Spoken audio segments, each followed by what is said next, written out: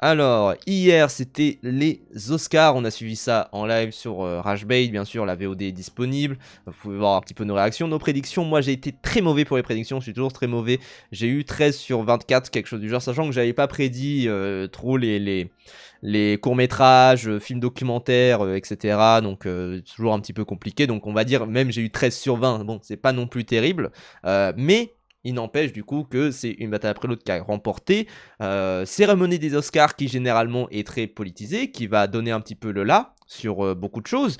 Et c'est sûr que là, on a eu une petite déception lors de ces Oscars. C'était notamment le discours de déjà les discours multiples lors de la cérémonie qui, franchement, était assez mou, on va être honnête. Je pense que j'ai rarement vu des discours aussi mous par rapport à ce qui se passe dans notre époque, alors que en soi, je pense que mine de rien, ça serait plutôt simple d'attaquer Donald Trump, d'attaquer sur la guerre, d'attaquer sur plein de trucs, mais en fait non, ils ne veulent pas se mouiller, et je trouve ça assez déplorable, parce qu'il y a eu des années où les Oscars étaient quand même un poil plus braves, entre guillemets, même si on rappelle que les Oscars, c'est quand même quelque chose de très démocrate, de très mou, de très centriste même un petit peu, mais quand même je pense qu'il pourrait avoir un petit peu plus de couilles pour dire les choses.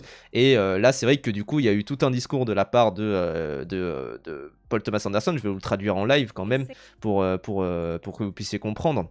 Bardem, on va en parler de Javier Bardem. Il y a eu quand même quelques petites prononciations, quelques petits trucs, etc. C'était sympa, mais c'est vrai que du coup, on va regarder ce qui s'est passé par rapport à Paul Thomas Anderson, parce que bon, c'est un petit peu décevant de sa part. Donc du coup, Paul Thomas Anderson qui a remporté le meilleur film, meilleur réalisateur, meilleur scénario, qui a remporté 3 Oscars d'un coup, il n'en avait jamais remporté avant, donc bah bravo quand même, parce que c'est pas démérité pour son film, bien sûr. On va pas parler de mérite par rapport à Michael B. Jordan, etc. Mais c'est pas démérité de la part de Paul Thomas Anderson au moins, et ça, du coup, on va revenir dessus. They say that winning Best Picture, it tells the temper of our times. So Alors on dit que gagner meilleur film donne le là sur notre époque. how does this one reflect where we are? Comment est-ce que ce film réfléchit notre politique actuelle? Donc il soupire. thought we were supposed to be partying. Je pensais qu'on était censé faire la fête aujourd'hui. Enfin voilà, donc ça c'est ce qui a été un peu retenu, même si l'extrait est un peu plus long par rapport à cette question. Donc on va voir un petit peu la suite. Mais déjà c'est vrai que c'est un petit peu décevant de sa part que d'essayer de diverger un petit peu sur la réponse, de pas vouloir aborder tout ça.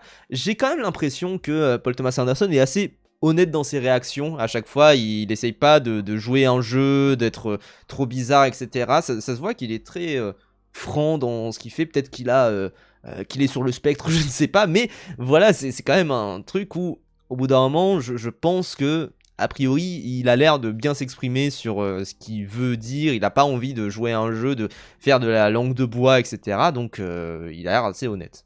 Ce qui peut même être assez décevant, peut-être. I think that our film obviously has a certain amount of parallels to what's happening in the news Donc évidemment, je pense que notre film a quelques parallèles avec ce qui se passe dans le monde, dans la vie de tous les jours. It obviously reflects what's happening in the world. Ça reflète Where it's going. ce qui se passe dans le monde, tout ce qui se passe. But I know that the end of Donc pour l'instant, discours très mou de « Je pense que notre film aborde des sujets politiques ». Étonnant. our movie is our hero Willow heading off to continue to fight against evil forces. Ouais, voilà. C'est même ça le truc où en fait moi ça m'attriste, c'est que même la fin de son discours, c'est de dire notre film aborde ce que l'héroïne Willa va faire par la suite et combattre les méchants. Je veux dire, au bout d'un moment, tu nommes le truc, dis le fascisme, dis un vrai mot en fait, Paul Thomas, genre vraiment. I think, like I said in my speech, bring at least common sense and decency back into fashion. Donc voilà, ramener le bon sens et la décence dans le débat public. Et ça, je veux dire, au bout d'un moment, qu'est-ce que ça veut dire? Ramener le bon sens. Qu'est-ce que c'est le bon sens? Il y a des gens pour qui le bon sens, c'est la blanchité. Il y a des gens pour qui le bon sens, c'est l'humanité, c'est l'humanisme. Il y a des gens pour qui la décence, c'est Donald Trump. Il y en a pour qui la décence, c'est tout l'inverse de Donald Trump. Donc ça veut tout et rien dire, encore une fois. C'est vraiment, c'est un discours spécifiquement pour ne pas se mouiller. Et moi, ça m'attriste énormément parce que, a priori, t'as fait un film qui est quand même très politique, hein, bien sûr. Je pense qu'on peut pas dire qu'Une bataille après l'autre n'aborde pas des sujets politiques, que ça soit en bien ou en mal, que ça soit pour dire du bien comment dire, des révolutionnaires ou en dire du mal, etc.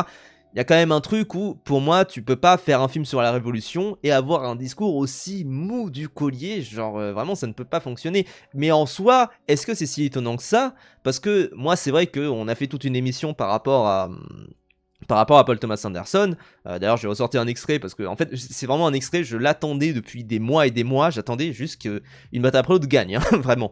Mais c'est vrai que, du coup, on a fait toute une émission par rapport à Paul Thomas Anderson et en fait, le truc qui sort de la carrière de Paul Thomas Anderson, c'est pas nécessairement la politique de ce qu'il fait, hein. Par contre, là, c'est vrai que, pour une fois, il a fait un film très politisé, où il y a de la politique, où il y a des aspirations politiques, où il y a des gros mots politiques, entre guillemets, qui sortent comme révolutionnaire, communiste, fasciste, etc. Mais pour autant, est-ce que précédemment il avait fait des films plus politiques? Pas nécessairement, c'est ça qui est intéressant. C'est-à-dire qu'il a fait des films qui sont quand même assez centrés sur des histoires personnelles, sur notamment ce rapport au père par exemple, qui est encore une fois présent d'ailleurs dans Une bataille après l'autre bien sûr, mais sinon tout l'aspect politique est assez évacué dans la plupart des films de Paul Thomas Anderson. Il y a typiquement il y a des références à Israël dans Licorice Pizza, il n'y a pas grand chose dedans. Même There Will Be Blood, qui pourtant est peut-être son film le plus politique parce que ça raconte l'histoire de l'Amérique, finalement c'est quand même centré sur un père et son enfant. Donc c'est pas grand chose quoi. Et le truc c'est que je pense qu'il a un rapport à la politique, à la politisation qui est assez creux et où c'est purement de l'esthétique et où c'est purement qu'il a envie de parler de gens un peu bizarres.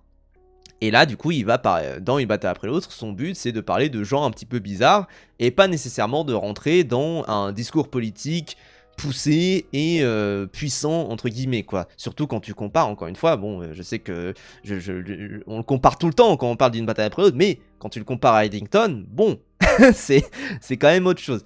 Mais du coup, c'est vrai que moi, c'est un discours qui me déçoit un petit peu, mais pour autant qui ne me surprend pas. C'est-à-dire que oui, je pense que effectivement Une bataille après l'autre n'est pas le grand film politique qu'il a envie de vendre. Et je pense que c'est un film juste sur un daron et sa fille, dans le milieu de tout un contexte politique qu'il évacue assez rapidement, ou alors qu'il traite de manière très lacunaire. Et c'est un petit peu dommage, parce que moi, de toute façon, je fais que flex sur ça, mais j'ai lu Vineland de Thomas Pynchon en anglais, en VO. Prends-toi ça dans la gueule, Régis Gorilla, le raciste. Mais c'est vrai que sinon... quand tu regardes Vineland de Thomas Pynchon, c'est un bouquin vraiment anard, bizarre en termes de politique, difficile à placer, etc. Et voilà quoi. The Master est assez politique dans sa critique de cette secte qu'on ne nomme pas. Oui, non, mais il a abordé des thèmes politiques, ça c'est sûr et certain, dans ses films. Vraiment, il y a eu des thématiques politiques qui ont ressorti, mais c'est quand même un type qui est centré sur les petites histoires dans les grandes à chaque fois, quoi. Donc bon, après c'est grâce à cette lacune qu'il a eu ses Oscars. Ouais, peut-être, hein. Je sais pas si c'est vraiment lié, et je pense en fait que c'est un truc où c'est le choix le plus safe de la part des Oscars, déjà parce que ça y est, Paul Thomas Anderson, ça fait 20 ans qu'il est là, plus de 20 ans même, c'est bon, tu peux lui donner un petit Oscar quand même. Mais c'est vrai que quand tu regardes par exemple Inherent Vice, qui était déjà une adaptation de Thomas Pynchon, en fait la politique est... Enfin, pas la politique, mais ce qui se passe partout dans le monde est quand même toujours un petit peu évacué et vu comme étant une toile de fond. Et c'est ça qui est un petit peu décevant. Et Une bataille après l'autre l'aborde un peu plus franc du collier, parce qu'il y a des vrais actes politiques qui sont mis à l'intérieur, tout ça. Mais c'est vrai que c'est un petit peu ce qui est décevant dans ce film-là, quoi. Mais pour autant, au moins, ça en parle, au moins, ça en discute. Mais est-ce que... Pardon, je fais que des mais dans ma phrase, mais... Est-ce que c'est ce qui va comment dire, est-ce que c'est ce qu'on retient vraiment du film, quoi. Et surtout, est-ce que Paul Thomas Anderson a brillé par ses interventions en interview, un petit peu ailleurs, etc. Moi, j'avoue, j'ai pas trop entendu de take vraiment qui m'ont marqué de lui, quoi. Et j'ai pas l'impression qu'il ait discuter vraiment de ce qui se passait dans le monde.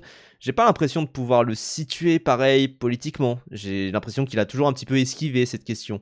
Je pense qu'il est plutôt démocrate. Voilà, comme beaucoup aux États-Unis, beaucoup particulièrement à Los Angeles, tout ça, enfin voilà. Mais je vous avoue, j'ai pas trop vu ce genre de take, quoi.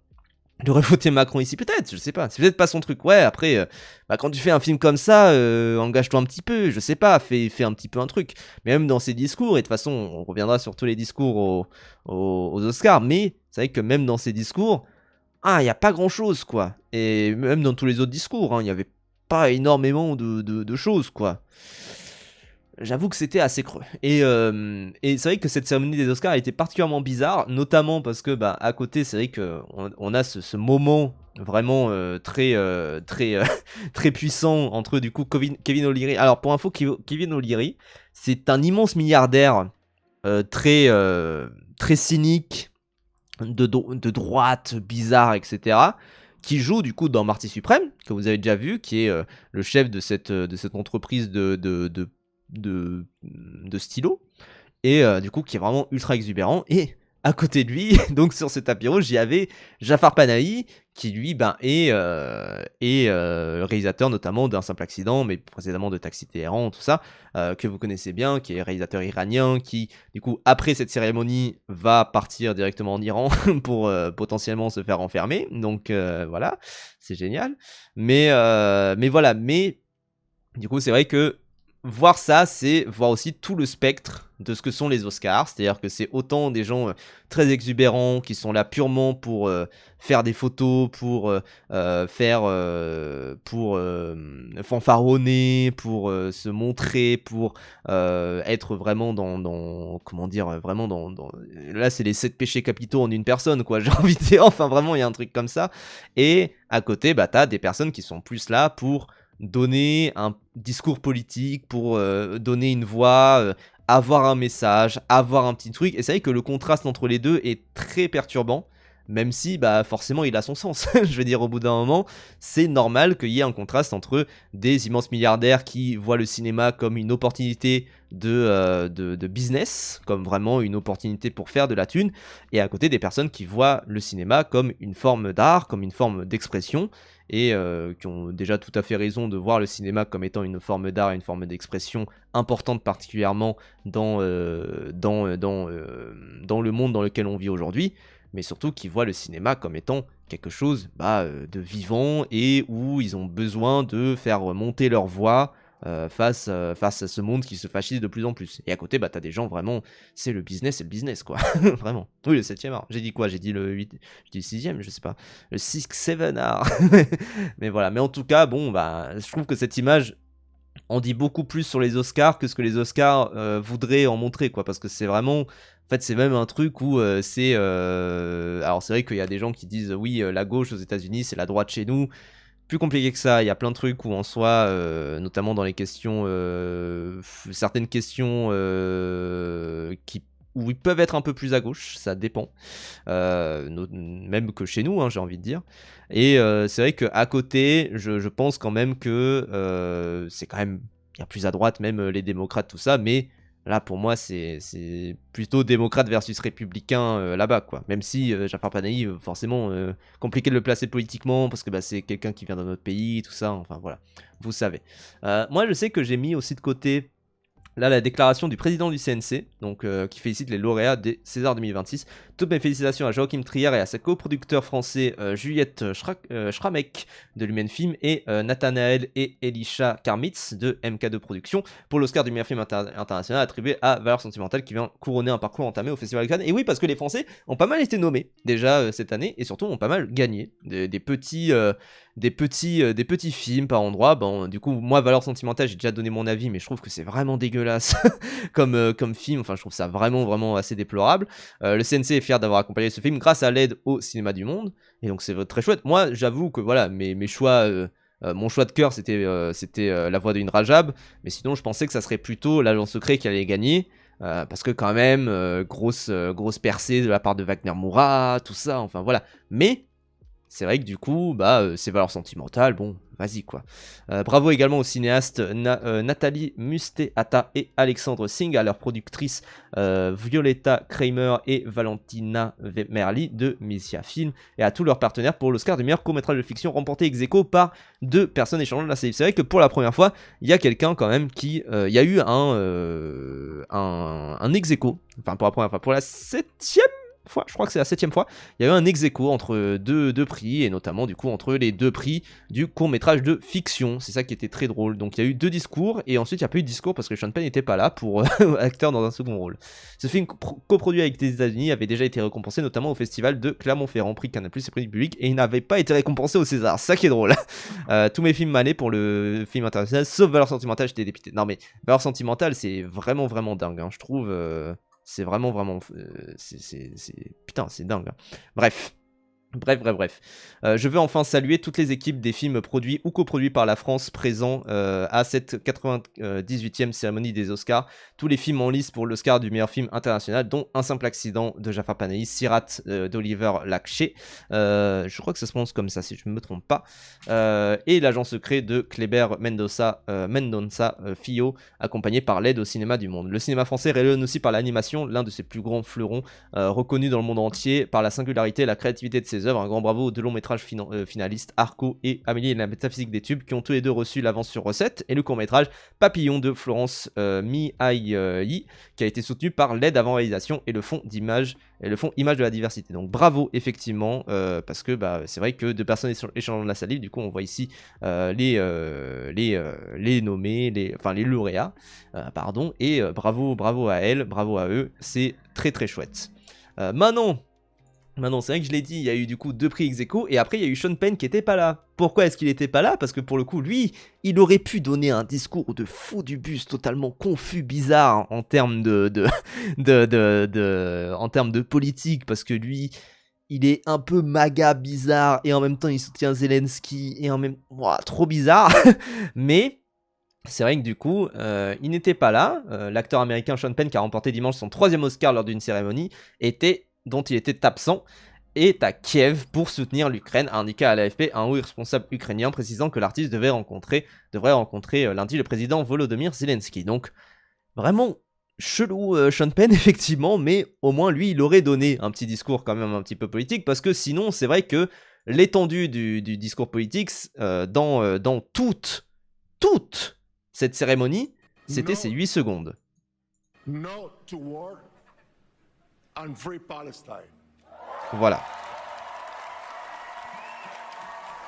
Sachant que, alors évidemment les gens applaudissent dans la salle, moi je trouve ça plutôt chouette, hein, bien sûr, mais c'est vrai que sinon, effectivement, c'est pas très rempli de discours politiques, c'est pas rempli de grand chose. J'étais surpris quand j'ai entendu... Ouais, nous en fait, on avoue que en fait pendant le live, on a eu du mal à entendre parfois les trucs parce que on discutait entre nous. C'est vrai qu'il a un pins en plus Palestine, il a un pins non à la guerre, écrit en espagnol. Donc voilà, c'est quand même... Il a été assez marqué par tout ce qui se passe, et forcément quand tu donnes un prix comme ça, tu peux quand même dire un petit truc, et quand tu reçois un prix, tu peux quand même dire un petit truc.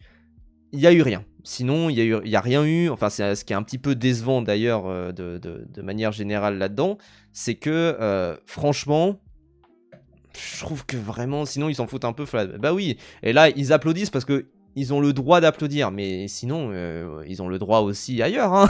Genre vraiment, ils ont le droit d'applaudir quand c'est d'autres occasions, quand c'est d'autres moments, tout ça. Enfin, vraiment quoi. Mais c'est vrai que du coup, c'est un petit peu décevant de voir que, à part ce petit écart, il n'y a rien eu, quoi, vraiment. Et du coup, Javier Bardem qui a pu se justifier un petit peu de son choix, donc 1 minute 15 ici que je vais traduire en live car je suis trop fort. Let's talk about your Palestine remark. People really didn't talk politics this year. But you... Et au moins le journaliste de Variety, alors lui qui est très bizarre hein, comme journaliste de Variety, mais qui effectivement, parce qu'il a eu une interview bizarre avec Chase Infinity à la sortie de Une bataille à preuve, bref, longue histoire, et qui dit effectivement quelque chose, c'est que pas beaucoup de politique. Hein. You did. I did. I think. And why was it important for you? Because Et après il est trop chelou. I think it's important to understand and to bring awareness that you can do both. You can be Oui, et du coup, Javier Bardem qui répond, je traduis un petit peu hein, juste après, qui répond, bah en fait, pour moi, c'est important de montrer qu'on peut faire les deux. part of the movie making community, which is an important community, and also be a citizen.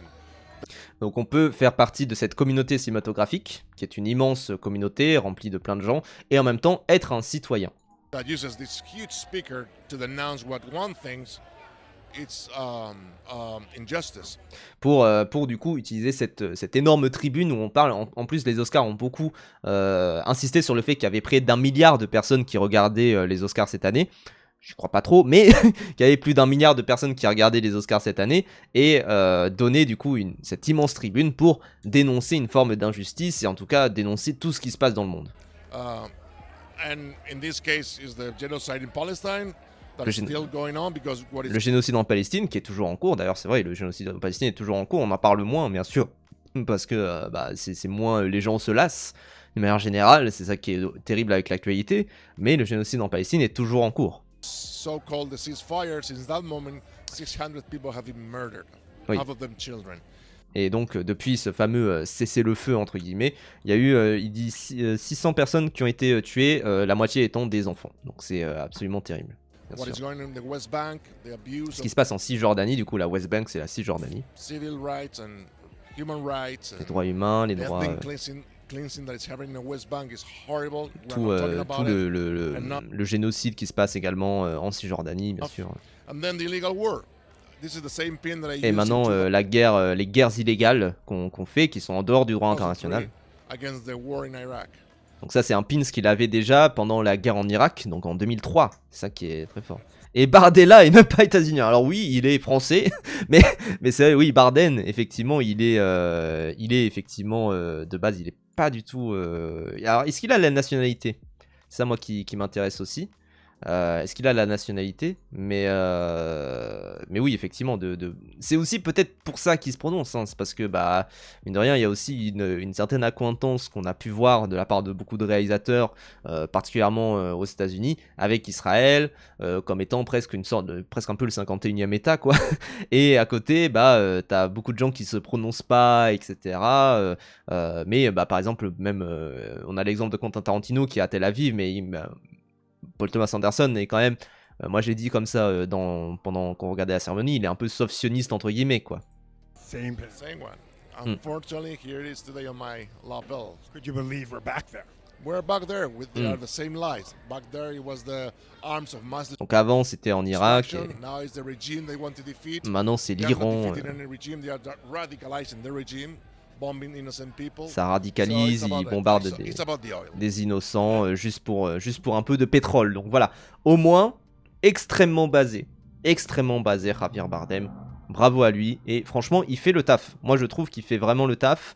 Donc bravo à lui et lui, Mark Ruffalo également qui est pas mal pointé du doigt, plein d'autres gens, plein d'autres acteurs, plein d'autres actrices qui font le taf généralement. Vous savez que récemment en plus il y a eu un petit peu cette désillusion de la part de beaucoup de gens envers Pedro Pascal notamment qui sort avec quelqu'un qui est assez sioniste. Apparemment, voilà, apparemment il sortit avec cette personne et apparemment cette personne est assez sioniste. Apparemment juste espagnol, pas de nationalité américaine. Ok. Mais du coup, voilà, apparemment cette personne serait assez sioniste, et du coup, bah, ça fait qu'il y a plein de gens qui commencent à lui dire, bah, frérot, tu te positionnes, etc. Enfin, voilà. Et en fait, il se trouve il bannit les comptes qui mentionnent ça sur Instagram, donc c'est effectivement assez décevant pour beaucoup de gens. Bon, moi je trouve que le parasocial c'est pas la meilleure des solutions de manière générale que de s'attacher à des gens, même à Pedro Pascal, même à machin, mais voilà, ça a déçu beaucoup de gens récemment, donc c'est vrai que là actuellement, vous le voyez bien, il y a une sorte de montée du fascisme, même si, attention, hein, le wokisme arrive en force. Hein. Moi je suis pour le retour du wokisme, et pour moi il revient bientôt. Et d'ici quelques années, vous inquiétez pas. Mais c'est vrai que bah, du coup, vous voyez bien que le fascisme est bien en train de monter un petit peu partout. Et c'est vrai que, comment dire, c'est ça qui est un peu perturbant, c'est qu'il y a des gens qui progressivement commencent à tomber et commencent à se dire, ah putain, c'est vrai que finalement peut-être que je devrais être un petit peu moins virulent, parce que je commence à perdre des rôles, je commence à perdre des personnes qui me soutiennent. Nous on a eu le cas Blanche Gardin en France, alors évidemment Blanche Gardin, pas toutes ses positions sont à tenir, mais Parce que c'est une personne qui a eu des positions ouvertement pro-Palestine, que c'est une des seules personnes en France à avoir ce discours-là, et que depuis, de ce qu'elle dit, elle a beaucoup moins de propositions, voire même elle en a plus du tout. Là, elle affiche dans Alter Ego, mais de ce que j'ai compris, c'est un de ses derniers rôles avant justement cette espèce de cancel. Donc c'est vrai que à côté, c'est assez perturbant. Et à voir pour la suite effectivement de sa carrière. Moi, tout mon soutien à Blanche Gardin par rapport à cette affaire-là, pas par rapport à toutes ses autres positions bien sûr, mais voilà, c'est quand même effectivement assez dur. Et pour moi, des personnes comme Javier Bardem, prennent un certain risque, ça c'est sûr, à parler, à dire, à se prononcer, mais par contre ouvrent la voie également pour que d'autres personnes puissent parler, puissent dire les choses, et ça, c'est assez salutaire. Donc bravo à lui, bravo également, comme j'ai dit, à Marc Ruffalo, qui se prononce pas mal, qui prend l'opportunité de pouvoir discuter avec l'humanité pour dire des choses. Et à côté, j'espère qu'il y aura pas, j'espère qu'il y aura pas beaucoup de conséquences pour lui, parce que le problème c'est que si Javier Bardem se prononce, et qu'ensuite il y a des conséquences pour lui, qu'il est moins embauché dans des films, bon là il est dans la F1, il est dans plein de trucs en vrai, Javier Bardem bien sûr, mais si à côté il y a moins de rôle pour lui, ça veut dire que d'autres gens qui seraient sur la brèche pour discuter, pour parler des choses, ne pourraient rien dire, ne diraient rien du tout. Et moi c'est un petit peu, même ce qui me perturbe, c'est que moi j'ai déjà discuté notamment avec des acteurs, des actrices, enfin voilà, qui sont dans le milieu et qui disent, mais en fait, si Pierre Ninet ne dit rien, qu'est-ce que moi je peux dire? Genre, si même Pierre Ninet a un peu peur de se prononcer, parce que en vrai, il faut le dire, hein, déjà il y a des gens, alors évidemment il y a des gens dans le milieu qui sont plus de droite que de gauche, qui sont, même si on pense qu'ils sont de gauche, etc. Mais il y en a, ils ont des opinions politiques assez prononcées, assez claires, et en soi ils peuvent, on l'a vu typiquement avec les municipales, il y a eu notamment un élan dans les municipales où il y a eu par exemple Théodora qui s'est prononcée, alors qu'en plus c'était le droit de réserve, attention, mais Théodora qui s'est prononcée, et qui a fait une story notamment pour dire votez à gauche et votez la vraie gauche s'il vous plaît. Voilà, j'ai mis la story parce que je l'avais repartagé en plus. Je suis très malade et il n'y a qu'une seule chose qui pourrait me sauver avant un tournée, c'est que vous votiez la vraie gauche, LO donc lutte ouvrière, NPA nouveau parti anticapitaliste, et LFI donc la France insoumise. Don't be dumb, faites le bon choix. Et franchement voilà, c'est ultra salutaire de voir ça, et ça va potentiellement un peu plus pousser des gens à dire, à se prononcer, à dire les choses. Pareil pour du coup également Ebony. Donc voilà, Théodora qui a refait, qui a dit on va voter pour la vraie gauche, on n'oublie pas bien sûr. Et Ebony qui aussi pareil s'est prononcé, a dit aujourd'hui c'est important d'aller voter à gauche. Forcément le message est peut-être un peu moins clair parce que voter à gauche c'est très large la gauche, moins que Théodora qui quand même dit des noms de partis, etc. bien sûr, mais c'est vrai que au moins c'est des gens qui se prononcent. J'ai vu qu'il y avait également Ino Casablanca, Solane, enfin vraiment il y avait beaucoup d'artistes qui en ont parlé. Il y en a juste, voilà, ils appellent à voter. Bon voilà, après j'ai envie de dire au point où on en est, déjà appelé à voter, et particulièrement appelé à voter des jeunes, c'est pas mal parce que majoritairement les jeunes votent à gauche, c'est un peu le cliché qu'on a. Oclou aussi, tout à fait. J'ai toujours prononcé ça Okelou jusqu'à ce qu'un pote se moque de moi à cause de ça.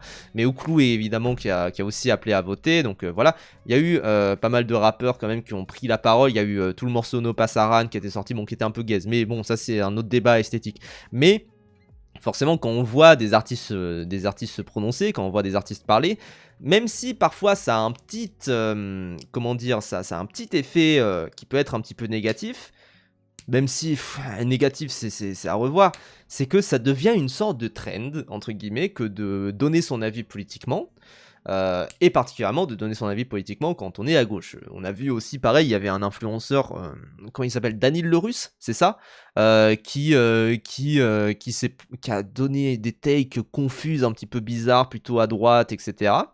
Et en soi, c'est vrai que c'était assez étrange, mais il se fait moquer, les gens commencent à lui taper sur les doigts, etc. Ce qui fait que des gens qui pourraient avoir un peu plus d'impact en votant à droite, etc. Finalement, ils vont pas vouloir se prononcer parce qu'ils voient déjà que ça commence à un peu trop barder, ça commence à barder ici, et du coup, bah, des gens comme par exemple Thibaut InShape vont pas trop exprimer leur avis politique, même si en soi, et de toute façon Thibaut InShape l'a déjà exprimé, hein. Thibaut InShape il vote pour Macron, et voilà, il vote. Les gens pensent trop qu'il est d'extrême droite, en vrai il est macroniste bébête, hein, bien sûr, mais c'est Okelou, mais elle tolère Oclou. Ah ok, bon bah ça se prononce Okelou, mais, mais bon, mais du coup, c'est vrai que des gens qui voteraient à droite parce qu'ils ont des affinités à droite, bah, ils vont moins se prononcer parce qu'ils voient bien que, bah, déjà, quand t'as Théodora qui est quand même qui a une puissance de frappe assez assez forte sur l'industrie de la musique, sur plein de trucs, qu'elle vote à gauche et qu'elle l'affirme, c'est quand même plus important que d'avoir juste juste quelqu'un qui dit votez et votez pas pour les extrêmes. Enfin voilà, moi je me souviens, il y avait une story de NOS du groupe PNL qui avait dit votez et ne votez pas pour les extrêmes. Et ça c'était un petit peu décevant parce que tu te dis qu'est-ce que tu veux dire par là, enfin voilà, mais bah pour moi, ça se trouve, NOS est un peu centriste mou ou un truc du genre, hein. Ça ne m'étonnerait pas, hein. Ça ne m'étonnerait vraiment pas. Ou Jean Dujardin. Oui, voilà, des gens qui sont en mode ne votez pas pour les extrêmes. Squeezie, au moins, s'était prononcé contre le RN. Avait dit au moins ne votez pas le RN. Genre voilà. Et à côté, bah, t'as des gens qui vont vraiment se prononcer. Et en fait, c'est ce truc où, pour moi, c'est tant mieux que des influenceurs se prononcent politiquement. Déjà parce que, encore une fois, je reprends ce qu'a dit Javier Bardem, c'est aussi des citoyens, c'est aussi des personnes normales qui ont leurs avis, qui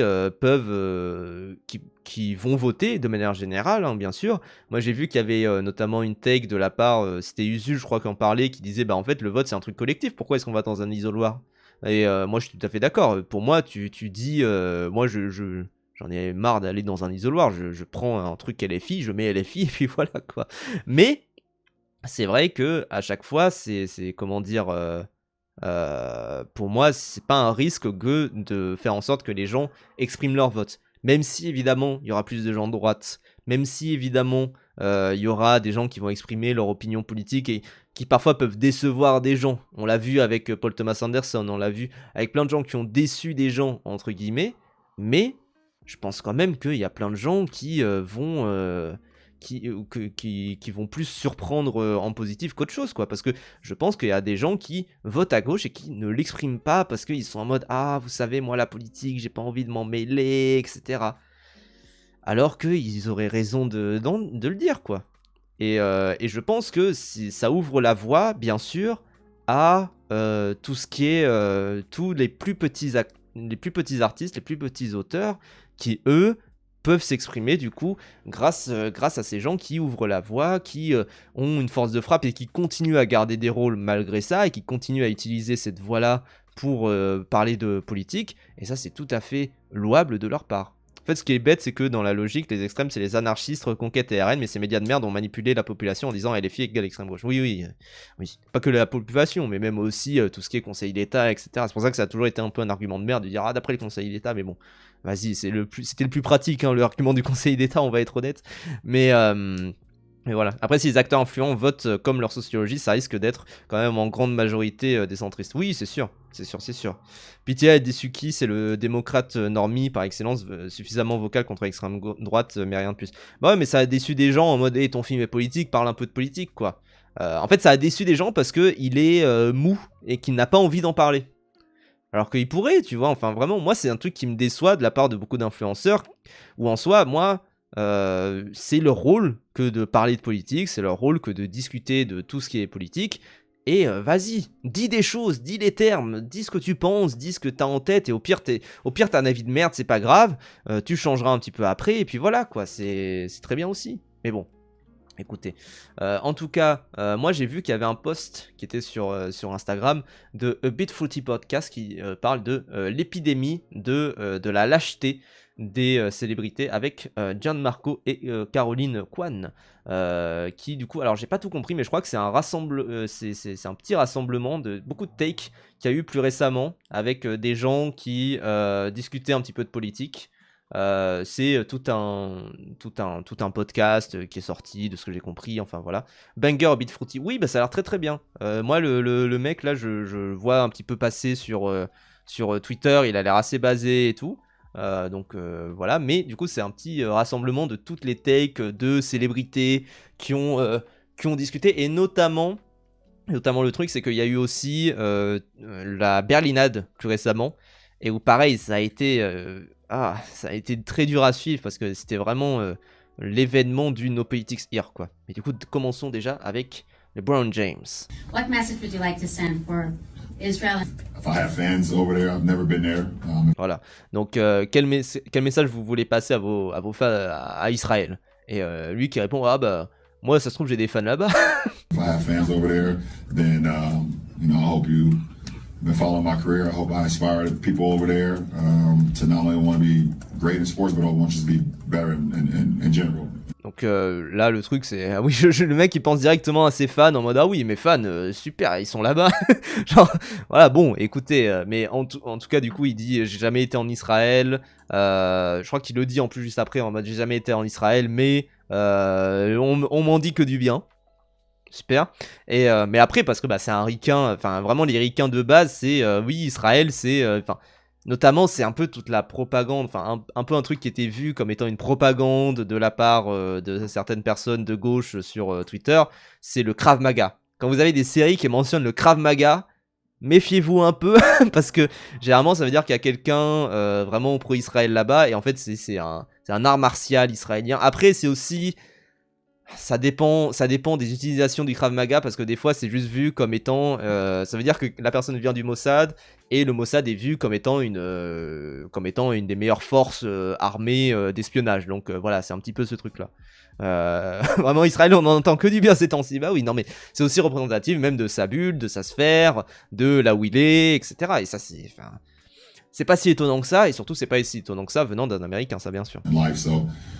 Hopefully someday I can make it over there. Like I said, un jour j'y irai, voilà. I've heard nothing but great things. Ça a l'air très bien, j'ai entendu que du bien. I appreciate it. The question. You never heard a bad thing about Israel? LeBron, I know you're on Twitter. I know you're on Twitter. Ah oui, et d'ailleurs LeBron qui est un ultra tweetos, vraiment, mais limite il tweet comme un tweetos random, c'est ça qui me fait moi aussi. I see your tweets. You've never heard a bad thing about Israel? Après, alors, ça, là où je suis pas nécessairement d'accord, c'est que les algorithmes de Twitter sont ultra efficaces. Hein. Vraiment, tu likes un truc pro-Israël, t'as que des trucs pro-israéliens, tu likes un truc anti-israélien, t'as que des trucs anti-israéliens, quoi. Moi, j'ai jamais liké de trucs pro-israéliens, d'ailleurs, vraiment, pour dissiper tout doute, mais c'est vrai que des fois genre, j'ouvre un tweet, et j'ai que des tweets de ce bord politique-là, quoi. C'est pas lui qui titrait pour trash talk ses mates en plein match avec un faux compte. Oui, c'est possible, mais bon, ça, tout le monde le fait. Mbappé le faisait aussi, enfin voilà. Get out of here. Get out of here, LeBron. No one's buying that bullshit. Even in Israel, they're like, okay, don't pander. Please. Get out of here. Oui, c'est pas faux. You have so much money. Just say it. Just go, oh, if I had fans in Israel, I'd love if they gave me some of their money. That's what you're saying. Just... Ah oui, c'est un peu ça qui est dit. C'est si j'ai des fans en Israël, ce serait trop bien qu'ils me passent de l'argent. Non, le faucon, c'était Kevin Durant. Ok. Je suis pas du tout ce qui se passe en NBA, vraiment les gens, je suis très mauvais là-dessus. Mais du coup, oui, en fait le truc c'est de dire, ah j'ai pas envie de fâcher mes fans en Israël, quoi. Ce qui, bon, au bout d'un moment, prend un peu position. Qu'est-ce que tu perds à te faire boycotter par Israël? Par contre, tu perds à te faire boycotter aux États-Unis par répercussion. Mais ça, c'est autre chose. Mais c'est vrai que qu'est-ce que tu perds à te faire boycotter par Israël, quoi? Tu perds pas mal du coup du public israélien, forcément, mais tu perds aussi un peu du public aux États-Unis, et quand tu perds des gens, tu perds aussi beaucoup de gens, quoi. Aux States, c'est plus ces droitards MAGA qui sont anti-sionistes. Après, c'est des Américains, ils vivent de leur intérêt. Ah ouais? Alors après, ça dépend des droitards MAGA, hein, parce que Trump, il est quand même plutôt en soutien de Netanyahou. Enfin, voilà, quoi. Mais ça dépend. Après, c'est aussi l'antisionisme. Il faut voir les conditions derrière, parce que Soral est antisioniste, par exemple. Mais bon. C'est pas pour les mêmes raisons que Mélenchon ou Rima Hassan. Voilà, mais c'est sûr que du coup, bon, c'est assez déplorable, effectivement, cette déclaration de LeBron James. En fait, ça rappelle un truc... Pas Trump, je parle plus de leur soutien. Ah, ok, oui, tout ce qui est Fuentes, tout ça, oui, ça m'étonne pas, ça. Mais en fait, c'est surtout que... Moi, ce qui m'hallucine pas mal, c'est que il y a... Enfin, comment dire, ça fait... Ça fait depuis maintenant plus de 2 ans que c'est mis en lumière toute la guerre entre Israël et la Palestine. Et en fait, c'est devenu bien plus safe en termes éditorial de taper sur, de ne pas taper sur Israël. Et donc bon, après une guerre, il y en a qui veulent pas se positionner tout ça, mais de ne pas taper sur Israël que de soutenir la Palestine, tout ça. Parce que soutenir la Palestine serait vu comme une attaque sur Israël aussi. C'est ça qui est un peu, pas nécessairement déplorable parce que c'est un peu vrai, mais qui est un peu vu comme étant un calcul cynique de la part des célébrités. Et comment dire, en fait ça rappelle toutes les positions type notamment il y avait un concert de Booba où il disait soutien à la Palestine, ouais, soutien à Israël aussi. Genre voilà, tu n'as rien dit, tu n'as rien dit, du coup ça n'a rien changé, et même c'est même un petit peu pire peut-être. Mais vraiment ça n'a rien bougé sur les choses, quoi. Ensuite on a donc Neil Patrick Harris. Donc j'ai demandé à l'acteur Neil Patrick Harris, j'ai posé des questions à propos de l'art politique à la Bernina d'aujourd'hui. Il a dit qu'il ne voulait pas s'engager, et a expliqué je suis toujours intéressé à faire des choses qui ne sont pas politiques, qui sont apolitiques.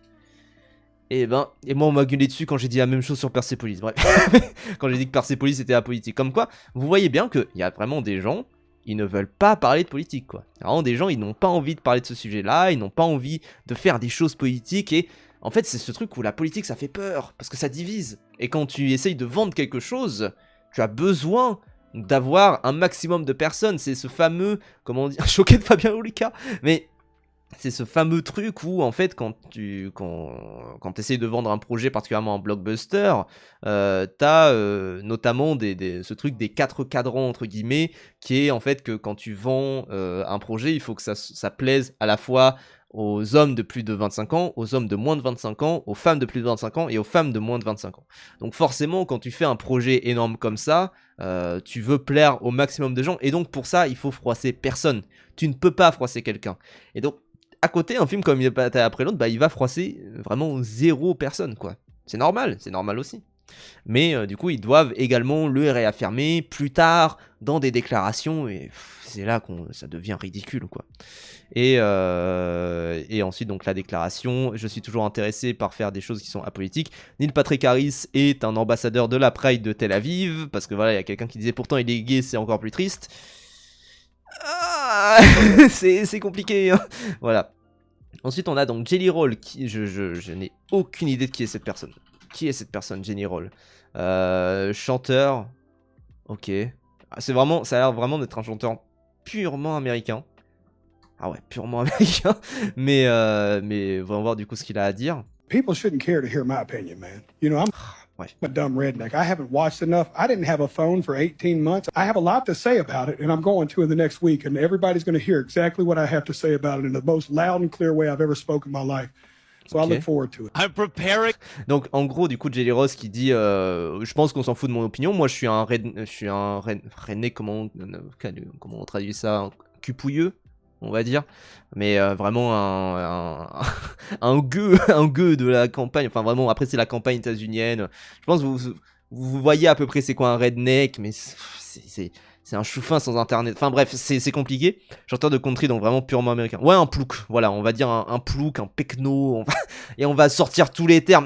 Mais voilà, mais un gars de la campagne, mais c'est vu comme étant quelque chose de péjoratif, on va dire. Fan de Patrick Sébastien, mais en gros, du coup là, il est avec son Grammys, visiblement. Un beauf, c'est pas tout à fait un beauf, mais ouais, c'est plus un plouc. Un peu beauf, mais un peu quoi. J'avais pas de téléphone pendant 18 mois, je vais en parler la prochaine semaine, je vais dire vraiment les choses, etc. Au final, je crois qu'il a même pas parlé, enfin j'ai pas entendu ça, mais bon.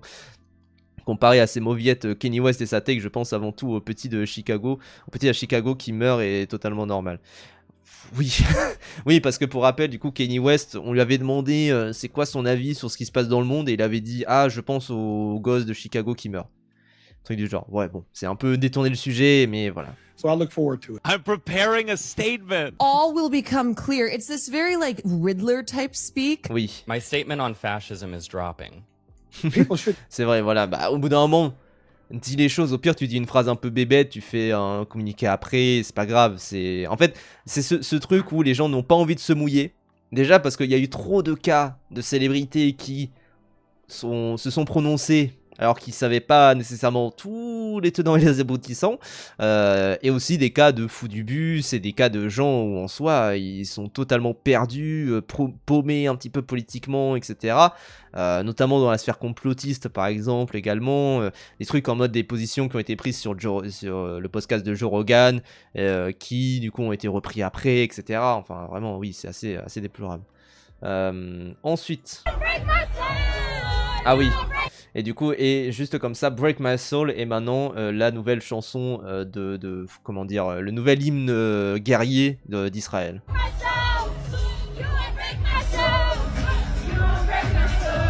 Donc c'est une chanson de ce gars, c'est ça? You Won't Break My Soul? Juste parce qu'il veut pas se prononcer politiquement?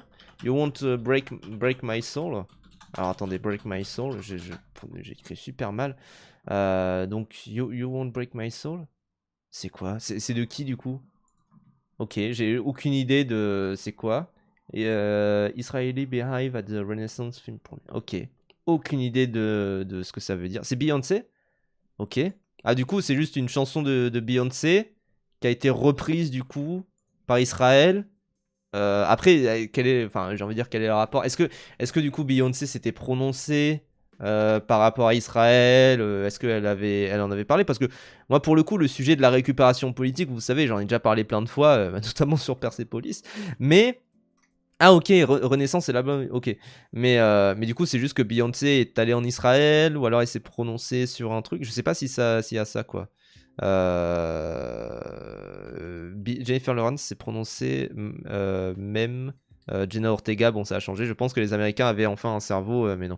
Oui, non mais il y a des gens, vraiment, ils sont devenus... En fait, il y a des gens, ils sont devenus progressivement plus lâches, et il y a d'autres gens, ils étaient en mode non, là c'est trop, il faut se prononcer. Ne serait-ce qu'un peu de manière très... pas nécessairement dogmatique, mais très protocolaire sur les choses. Mais bon, ça dépend vraiment des gens, quoi. C'est ça qui est un peu chiant. J'en sais rien pour le coup, mais ça m'étonnerait qu'elle se positionne là-dessus. Bon, après, tout peut arriver, hein, vous savez. Mais après, c'est un truc où t'es récupéré par qui t'es récupéré, quoi. Il me semble que Beyoncé, c'est actionniste de base états-unienne, pas plus ou moins que les États-Unis moyen, mais enfin, vérifier. Ouais, après, enfin... Ça me rappelle quand t'avais... parce que là, du coup, c'est repris visiblement par... après, c'est compliqué à juger, parce que si c'est juste une vidéo TikTok où il y a quelqu'un qui danse sur Break My Soul, bon, nous, on danse sur tous les morceaux du monde en France. Est-ce que pour autant, ça veut dire que tous les morceaux du monde sont récupérés par la France et l'État de Macron? Pas nécessairement. J'avoue que là, ce slide-là, il est un peu étrange, quoi. Ensuite, l'acteur Ethan Hawke n'a pas voulu commenter aujourd'hui sur la lettre ouverte signée par 80 artistes reconnus critiquant la Berlinade pour son silence sur Gaza. Je crois qu'il y a un petit agenda dans votre question qui est différent de mon agenda, mais je vous respecte et je respecte la question. Donc ça, c'est pour dire, va te faire enculer, mais je peux pas le dire. Ce qu'il y a de sûr, c'est que ça devienne une vraie trend ou pas, il l'ouvrira pas. Oui, non, mais ça c'est sûr, parce que bah ça lui fait de l'audience, ça lui fait des gens qui regardent ce qu'elle a à dire, enfin voilà, elle a tout intérêt à ne pas se prononcer, ça c'est certain.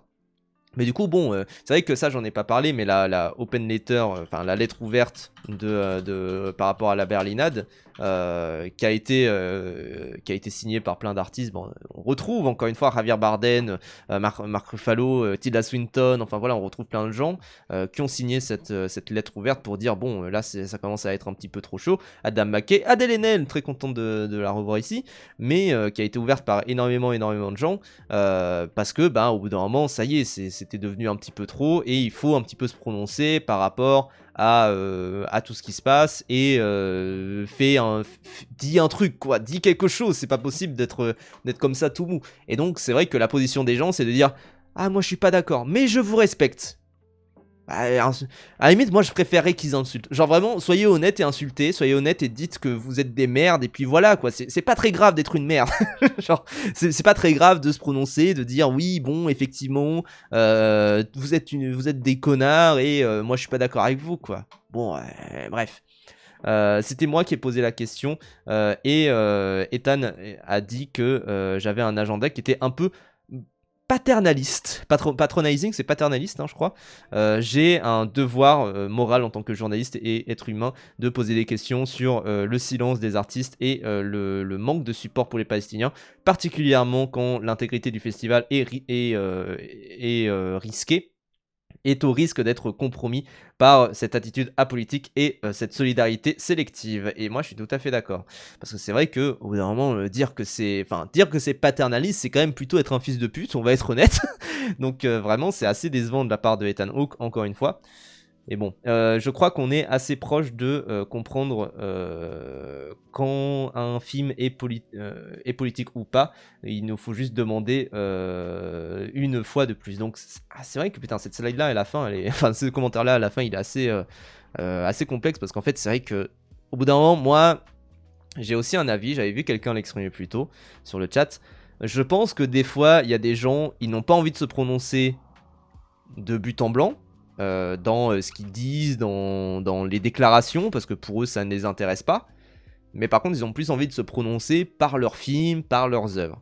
Ça c'est un truc que je peux entendre, et je pense qu'il y a beaucoup de gens où tu regardes leurs œuvres, tu regardes comment elles sont récupérées, comment les gens en parlent, comment quelles sont les discussions autour des films, quels sont les débats, quels sont les avis autour des films.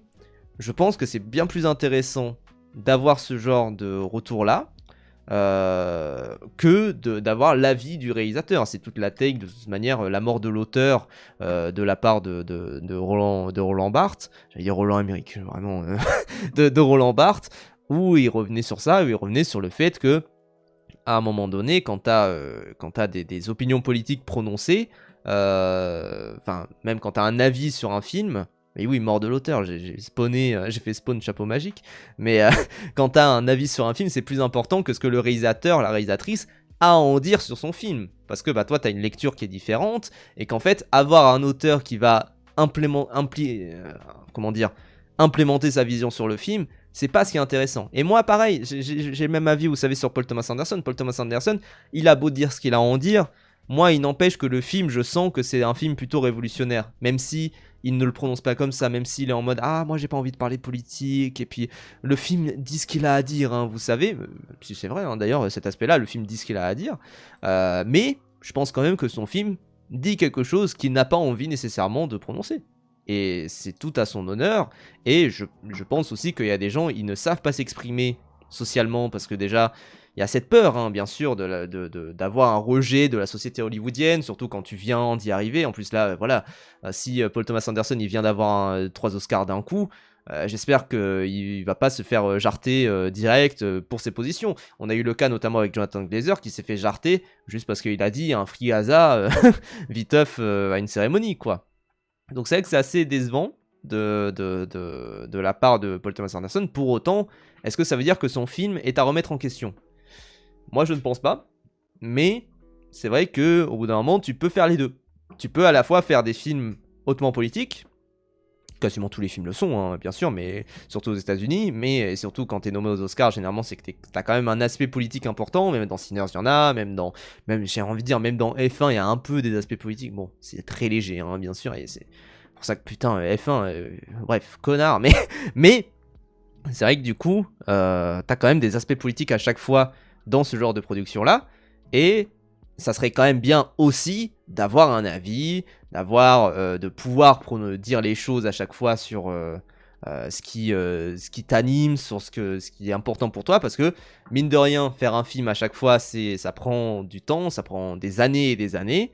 J'aimerais bien ton avis à l'instant T sur les choses et voir l'évolution que tu peux avoir dans ton film. Moi, j'aime pas les films, vous savez, les fameux films à thèse, entre guillemets, films à message, film à message, tous les films ont des messages, vous avez compris, mais les films à tract, entre guillemets, films tract de, oui, je sais exactement ce que tu as à dire. Moi, il y a un film que j'avais détesté comme ça, qui s'appelait Avant l'effondrement, qui était vraiment un film où, à un moment, il y a une discussion entre des personnes, j'étais en mode, oui, bon, c'est des discussions que vous avez à bourrer à 2h du matin, c'est pas ce qui m'intéresse non plus.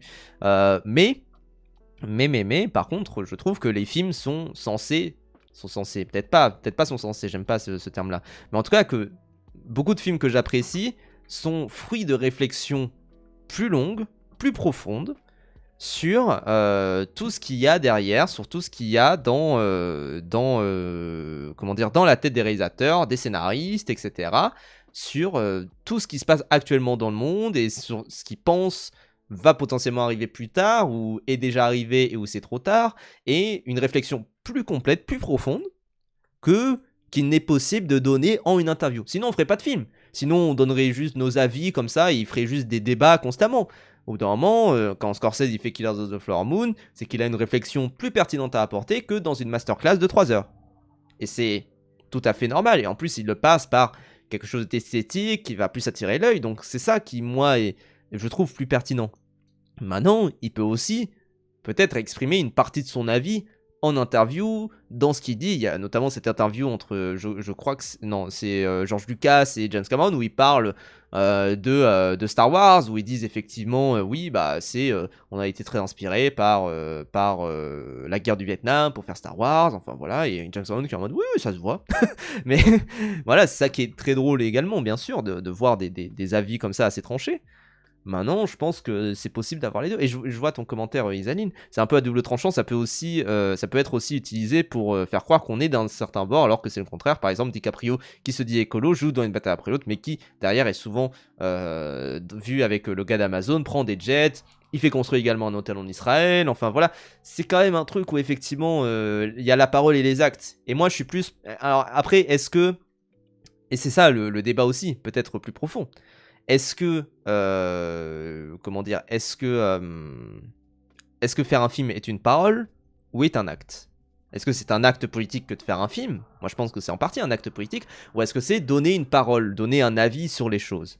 C'est ça qui, pour moi, est peut-être la question plus pertinente là-dessus, quand tu vois les déceptions qu'il peut y avoir par rapport à toutes ces déclarations qu'on a de la part de célébrités. Est-ce que finalement, ce qui est plus décevant, c'est ces paroles-là? Ou est-ce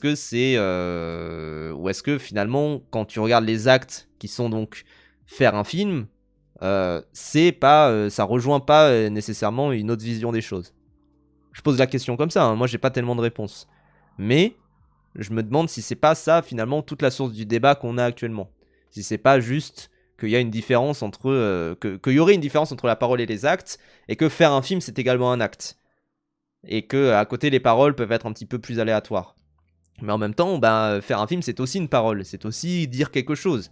C'est cinématographie, c'est écrire avec les images, donc c'est aussi écrire quelque chose. Donc c'est pour ça, pour moi, la distinction se joue peut-être là. Et se joue dans cette forme d'hypocrisie. En même temps, est-ce que c'est si hypocrite? C'est là que mon cœur balance un petit peu. En tout cas, moi, c'est vrai que ces Oscars m'ont pas mal déçu, d'un point de vue politique. Les Césars aussi m'avaient pas mal déçu. En fait, j'ai l'impression qu'on rentre dans une phase apolitique, entre guillemets. Mais alors après, c'est une observation peut-être sur l'état du monde. C'est vrai que là, comme le monde est en train de changer, vous savez, c'est la citation, je sais plus si c'est Gramsci ou Boris Vian, mais cette citation de le vieux monde est en train de mourir et le nouveau monde est en peine à naître. Et c'est dans cet espace que naissent les monstres. C'est-à-dire les gens qui ne savent pas se positionner et qui sont les vrais monstres. Je crois que c'est Gramsci. Mais c'est vrai que là, actuellement, on est dans un espace d'entre-deux étrange où on a eu la victoire de Trump il y a 1 an, qui a été fulgurante et qui a été vraiment très surprenante pour beaucoup. En plus, il a plus ou moins les pleins pouvoirs. Là, il y a des actes de la part de Trump qui sont assez effarants. Bien sûr, tout ce qui se passe en Iran, tous les droits des personnes LGBT, bien sûr. Le retrait des permis pour les personnes trans dans l'état du Kansas, si je ne me trompe pas. Voilà, c'est assez effarant. Mais pour autant, il y a une sorte de vent bizarre dans l'air non, mais vous savez, c'est une sorte d'effet de balancier. Et là, le balancier, il est à peu près au milieu, quoi. Et donc les gens sont en mode, je sais pas où est-ce qu'il va aller, en fait, prochainement. Est-ce que finalement, il va revenir au fascisme ou aller vers le wokisme? Parce que il y a constamment des effets d'alternance, hein, bien sûr. On ne sait pas exactement. Mais ce qui est sûr, c'est que là, c'est un moment de positionnement politique où il faut regarder qui sont les bonnes personnes et qui sont également les personnes plus... plus lâches, quoi. C'est ça le problème. Comment t'expliquerais que d'anciennes célébrités hollywoodiennes soient si politisées, Redford, Newman, Brando, et que maintenant ils paraissent tous si vapides? en fait, déjà, je pense qu'il y a un attrait monétaire très puissant de la part des célébrités actuelles, qui étaient présents également à l'époque, hein, bien sûr, mais où les stars avaient bien moins d'argent, notamment quand ils se prononçaient pour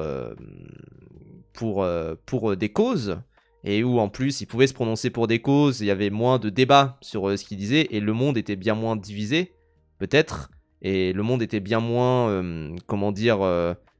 sujet à discours, pour prendre un mot anglais, mais sujet pas nécessairement à dialectique, mais sujet à opposition radicale, c'est-à-dire que je pense que tu pouvais être de droite et bien aimer Robert Redford, même s'il était très politisé à gauche, etc., très engagé. Maintenant, ça me paraît très compliqué pour quelqu'un de gauche de soutenir un mec de droite, et pour quelqu'un de droite de soutenir un mec de gauche. Là, ça me paraît très très dur. Encore qu'un mec de gauche peut soutenir quelqu'un de droite, enfin aller voir un film de quelqu'un de droite, enfin voilà. Quelqu'un d'extrême droite, c'est plus compliqué, mais c'est vrai que là, comme il y a une sorte de division comme ça fait qu'on n'a pas envie de s'aliéner un des deux partis, et donc les gens vont beaucoup moins s'exprimer, ou alors vont s'exprimer sur des causes plus universelles, un peu bébêtes, qui seront donc, je sais pas moi, les services publics. Voilà, Pierre Ninet s'exprime sur les services publics. Et il est en mode je veux plus de services publics. Super. Voilà quoi. Il n'y avait pas de réseaux sociaux pour amplifier leur position et surtout aussi vite et fréquemment. Ouais, mais même sans réseaux sociaux, je pense que même sans réseaux sociaux, c'est aussi un climat général. Après, les réseaux sociaux peut-être amplifient ce climat général, c'est sûr. Mais voilà. La culture war là en ce moment, elle est assez dingue quoi.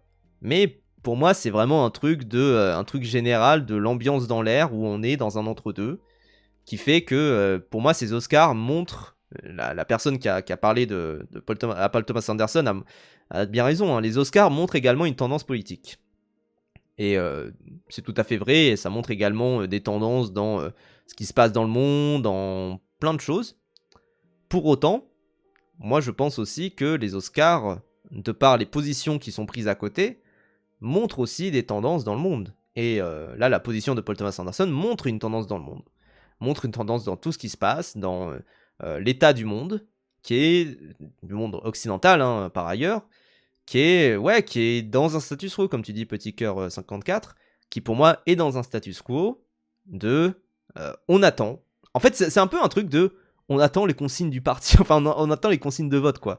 C'est on attend ce qui va se passer, on attend qu'est-ce qui pourrait, où est-ce que, dans quel état de la balance ça pourrait aller, etc. Et pour moi, c'est purement de l'attente. Donc il va falloir voir, il va falloir étudier tout ça, mais pour moi là, on va attendre encore un petit peu. Et à voir où est-ce que ça va se positionner, quoi.